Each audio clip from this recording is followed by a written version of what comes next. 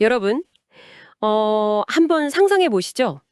수만 명의 인파가 모인 막 거대한 국가 단위의 블록 파티가 열린 겁니다. 와, 엄청난 규모였겠죠. 네, 귀를 때리는 웅장한 라이브 음악이 쿵쾅거리고 막 사람들의 환호성이 끊이지 않는 상황인 거죠. 근데 여기서 이 파티의 호스트인 최고 지도자가 참석한 모든 사람한테 아주 높은 칼로리의 구운 고기랑 달콤한 건포도 케이크를 직접 배급하고 있습니다. 그것도 성별이나 계급에 전혀 상관없이 말이죠. 맞아요. 그러니까 이게 언뜻 들으면 무슨 현대의 초대형 록 페스티벌이나 약간 정치인들 선거 유세 현장 같잖아요. 음, 그런데 놀랍게도 이건 지금으로부터 약 3,000년 전 그 고대 중동에서 벌어진 실제 사건입니다. 네, 아주 흥미로운 역사적 장면이죠. 그래서 오늘 우리가 심층 탐구할 자료가 바로 이 내용이 담긴 고대 문헌 역대상 16장입니다.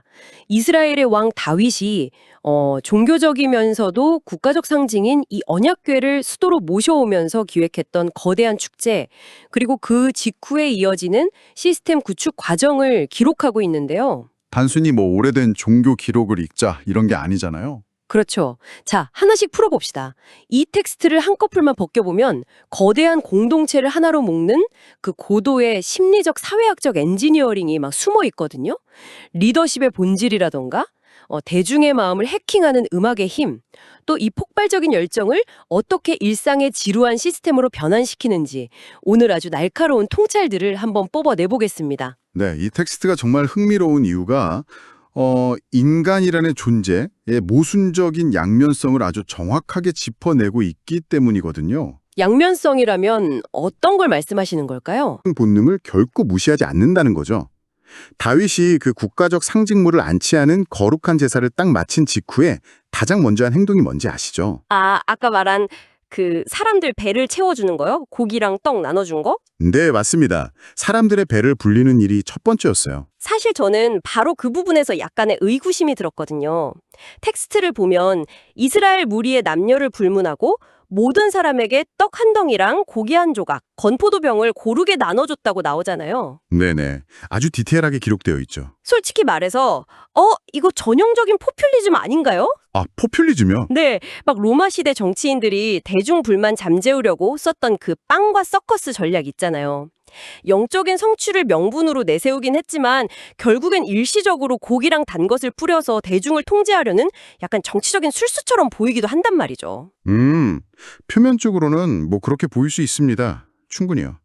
그런데 고대 농경사회라는 그 경제적, 계급적 맥락을 여기 대입해보면 이 행동의 질감이 완전히 달라집니다. 질감이 달라진다? 어떤 의미일까요? 당시 사회에서 고기나 건포도는 오늘날 우리가 마트 가서 쉽게 구하는 그런 식재료가 전혀 아니었거든요. 하긴 옛날이니까 고기가 귀했겠네요. 그럼요.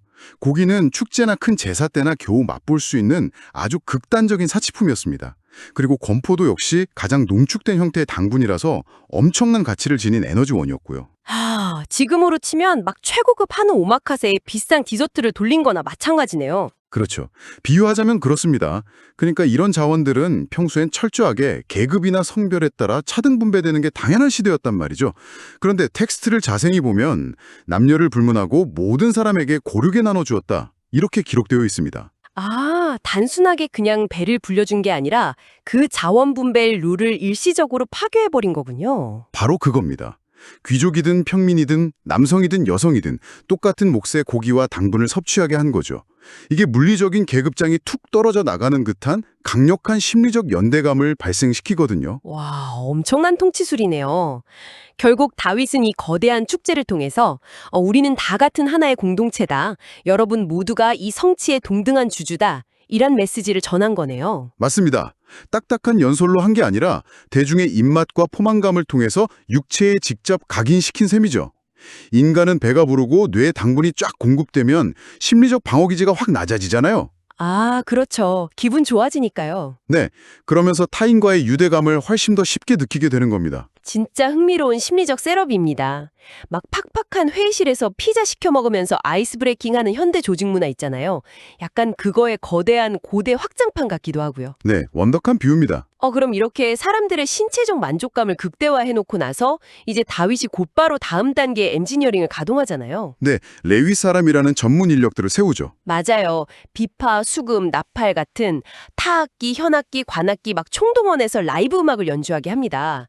그러니까 하드웨어인 육체를 만족시켰으니까 이들 소프트웨어인 대중의 정신에 특정 메시지를 프로그래밍 하려는 것처럼 보이거든요. 정확한 흐름입니다. 그런데 여기서 진짜 재미있는 게 이 음악의 가사입니다.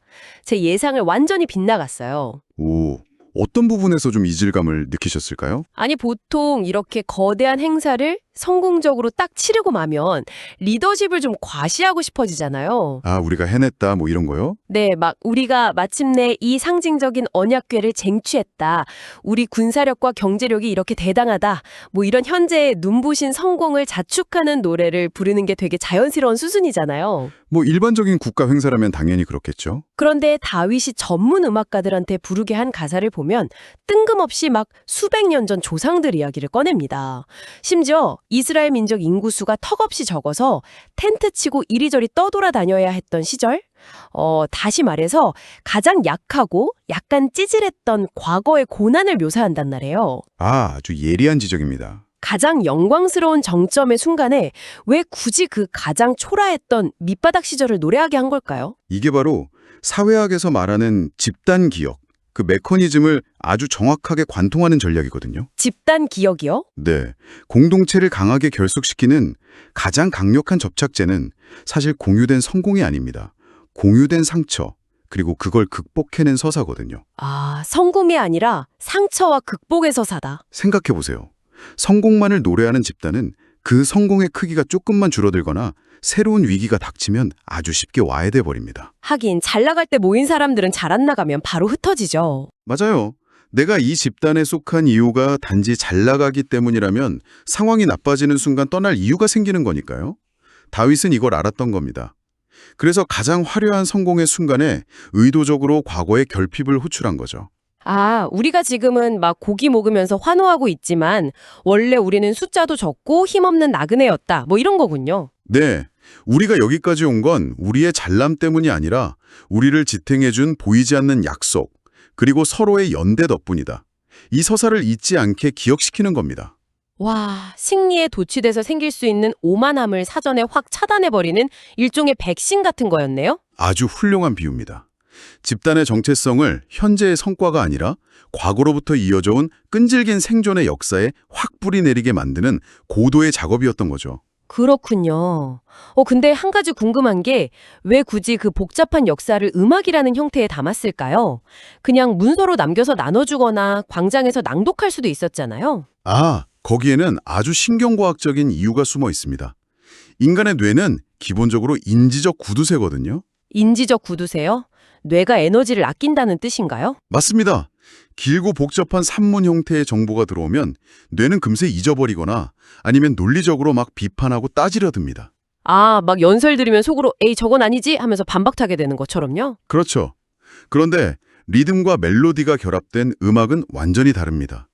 여러 사람이 동시에 같은 박자에 맞춰서 노래를 부르면 실제로 사람들의 심장 박동이 동기화되고 옥시토신 같은 결속 호르몬이 뇌에서 분비됩니다. 옥시토신까지요? 와, 게다가 멜로디에 실린 가사는 그런 논리적인 인지적 마찰 없이 뇌 해마에 곧바로 쏙 저장되죠. 말하자면 음악은 인간의 논리적 방어벽을 싹 우회해서 들어가는 아주 강력한 해킹 툴이네요. 맞아요. 완벽한 해킹 툴이죠. 텍스트를 읽다 보면 막 악기를 강하게 치고 나팔을 크게 불었다 이런 묘사들이만 나오거든요. 그 압도적인 물리적 사운드랑 리듬에 맞춰서 수만 명이 다 같이 고난의 역사를 떼창하는 장면을 상상해 보니까 진짜 소름이 확 돋습니다. 네, 그 엄청난 에너지가 공동체를 하나로 용접해버리는 거죠. 그런데 그렇게 내부의 결속을 꽉 다지는가 싶더니 가사의 후반부로 넘어가면 갑자기 스케일이 막 기하급수적으로 팽창합니다. 시야가 이스라엘이라는 그 좁은 땅덩어리를 휙 벗어나서 전 지구 아니, 우주적인 차원으로 쫙 뻗어나가더라고요. 아, 그 시야의 확장이 바로 이 텍스트에서 가장 극적인 논리적 전환점입니다. 네, 앞서 내부의 역사를 다졌다면 이제는 세계관 자체를 재정의하는 단계로 넘어가는 거군요. 그렇죠? 가사를 보면 이런 대목이 나와요. 만방의 모든 신은 헛것이요 여호와께서는 하늘을 지으셨음이로다. 그러고는 바다가 막 외치고 밭이랑 숲의 나무들이 즐겁게 노래할 거라고 묘사하거든요. 마치 디즈니 애니메이션 하이라이트 장면 같기도 하고요. 네, 자연 만물이 전부 동참하는 스케일이죠. 그래서 저는 이 장면을 보면서 그 우주 비행사들이 우주에서 지구를 탁 내려다볼 때 겪는다는 조망 효과, 오버뷰 이펙트가 떠올랐습니다. 아, 조망 효과요? 네, 우주라는 압도적인 스케일 앞에서 보면 지구의 국경선이나 일상에서 겪는 작은 갈등들이 되게 작고 무의미하게 느껴지면서 막 인류애가 솟아난다고 하잖아요. 다윗도 대중들한테 그런 비슷한 인지적 충격을 주려고 했던 거야. 와, 아주 정확하고 훌륭한 유추입니다. 그 조망 효과가 당시 고대인들에게는 세계관의 완전한 파괴, 그리고 재조립으로 다가왔을 거거든요. 아, 고대인들의 원래 세계관은 좀 달랐나요? 그럼요. 고대 중동 사회의 보편적인 종교관은 아주 지역적이었습니다. 뭐 산의 신 따로 있고 바다의 신 따로 있고 이집트 신, 모압 신 이렇게 각 지역마다 관할하는 신이 다 다르다고 믿었단 말이죠. 아, 신들의 구역이 나눠져 있었군요. 네, 그러니까 사람들의 인식 범위도 딱 자신들이 밟고 있는 그 땅의 경계 안에 갇혀 있었던 겁니다. 그런데 다윗은 이 축제의 클라이맥스에서 그 좁아터진 세계관을 완전히 부숴버리는 거예요. 와, 하늘을 지으셨다 하면서요? 맞습니다. 자신들이 믿는 신이 그저 변방의 작은 민족이나 챙기는 부족신이 아니라 저 거대한 하늘을 지어내고 온 우주의 자연 만물을 통치하는 근원적인 존재라고 선포해버리는 겁니다. 이스라엘 백성들 입장에서는 진짜 머릿속의 지도가 갑자기 무한대로 확 확장되는 경험이었겠네요. 상상해보세요. 어제까지만 해도 강대국들 눈치나 보면서 살아가던 작은 부족의 일원이었는데 이 떼창을 부르는 순간 온 우주의 창조주와 직접 연결된 거대한 이야기의 주인공으로 스스로를 인식하게 되는 겁니다. 진짜 멋집니다. 이게 바로 리더가 구성원의 시야를 다루는 방식이군요. 네, 내가 속한 조직이나 내가 하는 일의 의미를 어느 정도의 스케일로 바라보느냐에 따라 인간의 행동 방식은 완전히 달라지거든요. 아, 그건 오늘날 우리한테도 똑같이 적용되는 이야기네요. 그럼요. 여러분의 일상이나 조직에서도 마찬가지입니다. 거대한 위기나 극심한 스트레스가 닥쳤을 때 그냥 눈앞에 그 문제 자체에만 매몰되면 진짜 질식할 것 같잖아요. 네, 막막하고 답답하죠. 그런데 시야를 한 단계 더 넓은 차원으로 예를 들어 이 산업의 전체 역사라든가 아니면 우리 조직이 사회 전체에 미치는 거대한 영향력 같은 스케일로 확장을 시키면 눈앞의 문제들이 상대적으로 되게 작고 관리가 가능한 것으로 느껴지게 됩니다. 아, 다윗은 음악이라는 매개체를 써서 백성들의 정신적 척도를 우주 단위로 강제 확장시켜준 거네요. 맞습니다. 엄청난 기획력이죠. 진짜 압도적인 이벤트 기획이 아닐 수 없습니다. 곡이랑 단 것으로 물리적 연대감을 싹 만들고 음악으로 집단 기억을 동기화시키고 마지막엔 우주적 스케일로 세계관을 팽창시켜서 엄청난 카타르시스를 터뜨렸습니다. 완벽하잖아요. 네, 기승전결이 확실하죠. 그런데요, 제가 이 텍스트를 끝까지 다 읽어보면서 가장 소름이 돋았던 부분은 사실 이 모든 화려한 하이라이트가 다 끝난 뒤의 이야기였습니다. 아, 리더십의 진짜 민낯이 드러나는 바로 그 지점이군요. 맞아요. 영원한 축제는 없으니까요. 하늘이 막 진동하고 바다가 춤을 추는 엄청난 카타르시스가 다 지나갔습니다. 열광적인 록 페스티벌이 끝나고 사람들은 각자 텐트로 돌아갔어요. 그리고 다음 날 아침이 밝았습니다. 이제 가장 현실적인 문제가 남은 거죠. 네, 이제 뭘 해야 하죠? 텍스트 후반부를 보면 이 축제의 벅찬 감동을 일상에서 어떻게 유지할 것인가에 대한 아주 현실적이고 냉정한 행정 기록으로 싹 넘어갑니다. 아드레날린이라는 게 참 폭발적인 에너지를 내긴 하지만 그걸 장기적인 생존의 연료로 쓰기에는 최악이거든요. 그렇죠. 금방 지치니까요. 다윗은 이 거대한 행사를 단순한 일회성 도파민 분비로 끝내지 않습니다. 곧바로 아주 촘촘한 제도로 치환해버리죠. 네, 그 구체적인 기록을 보면 다윗이 아삽과 그의 동료들을 언약궤 앞에 머물게 해서 날마다 섬기게 하거든요. 또 오베데돔과 68명의 형제들은 성막 문지기로 그 인원수를 정확하게 정해서 딱 배치합니다. 업무 분장을 확실하게 한 거네요. 네. 그리고 제사장들에게는 율법에 따라 항상 아침 저녁으로 번제를 드리게 합니다. 저는 진짜 이걸 보면서 성공적인 런칭 파티가 끝난 화요일 아침에 스타트업 사무실 풍경이 떠올랐어요. 하하, 스타트업이요? 아주 재미있는 비유네요. 아니 생각해보세요. 어제까지만 해도 막 대형 투자자들 앞에서 멋지게 비전 발표하고 샴페인 터트리면서 우리가 세상을 바꿀 겁니다 막 이러면서 환호했잖아요. 네네, 분위기 최고였죠. 근데 오늘 아침에 출근해보니까 어때요? 제자리에 딱 앉아서 지루한 엑셀 데이터 정리하고 막 밀려드는 고객불만 전화 다 받아야 하는 그 현실과의 갭 말입니다. 아, 확 와닿네요. 수만 명 앞에서 막 악기를 연주하고 떼창하는 건 진짜 피가 끓어오르는 일이지만 네, 아무도 안 보는 새벽에 그 정해진 시간에 맞춰서 성막 문 열고 재단에 불 피우고 청소하는 건 진짜 뼛속까지 지루하고 고단한 작업 아니었을까요? 맞습니다. 그래서 사회학자 막스 베버가 이런 현상을 두고 카리스마의 제도화라고 불렀죠. 카리스마의 제도화요. 네, 위대한 리더나 결정적인 사건이 뿜어내는 그 폭발적인 카리스마와 열정은 그걸 일상적으로 담아낼 관료적이고 지루한 시스템이 없으면 반드시 증발해버린다는 겁니다. 아, 날아가 버린다. 다윗의 진짜 위대함은 예술가적인 감성성으로 이 엄청난 축제를 기획한 데서 끝나는 게 아닙니다. 그는 그 끓어오르는 영적 고향감을 가장 무미건조해 보이는 규칙적인 루틴으로 싹 변환시키는 냉철한 행정력까지 발휘했다는 거죠. 와, 기획자이면서 동시에 뛰어난 행정가였네요. 네, 텍스트 후반부에 반복해서 등장하는 단어들을 유심히 보세요.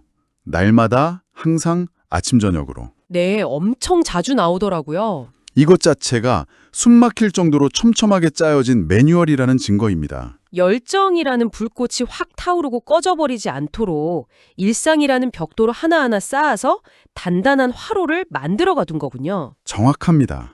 이 심층 탐구를 들으시는 청취자 여러분도 한번 각자의 상황을 돌아보셨으면 좋겠습니다. 여러분의 팀이나 조직은 어떤가요? 매년 초에 막 엄청난 예산 들여서 화려하게 워크숍하고 킥오프 미팅 열어서 사기는 확 끌어올리잖아요. 파이팅 한번 외치죠. 네. 그런데 정작 그 열기를 둘째 주, 셋째 주까지 묵묵히 이어가게 만들 구체적인 업무 루틴이나 체크리스트는 전무하지 않으신가요? 뼈 때리는 질문이네요. 진짜 실력은 화요일 런칭 파티에 있는 게 아니라 파티가 다 끝낸 다음 날 아침에 지루한 일과를 버텨내는 그 시스템에 있다는 것. 저는 이게 3000년 전의 고대 텍스트가 형대의 매니저들에게 날리는 가장 날카로운 일침이 아닐까 싶습니다. 완벽한 요약입니다.